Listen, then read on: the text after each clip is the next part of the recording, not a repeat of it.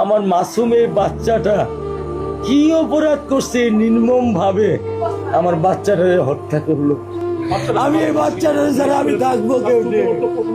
এই 8 বছরের মাসুম একটা বাচ্চা কি অপরাধ, আমি এই কলজাটা ছাড়া আমি থাকবো কেমনি?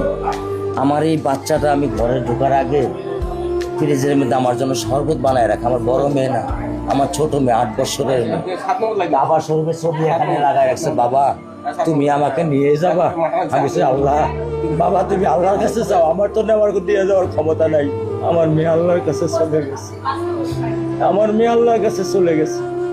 কি আমার ক্ষতি, কি আমার অন্যায়, কি আমার দোষ, আমি একটু জানতে চাই আপনাদের কাছে। আমার যদি কোনো দোষ থাকে, আমার কোনো যদি অন্যায় থাকে, প্রকাশ্যে আপনারা আমার ফাঁসি দিয়ে দেন। আমার পক্ষে সম্ভব না, দিনে ও 50 থেকে 100টা কল দেয় আমারে। বাবা তুমি কখন আসবা, বাবা তুমি কখন আসবা, বাবা তুমি কখন আসবা। 8টা বছর আমি আমার বুকের এই ঘরে ঘুম পাড়াইছি। আমি আজকে আমি কার সাথে ঘুম আসবো? আমি কি দিয়ে মনে সান্ত্বনা দিব? আমার অপরাধ কি?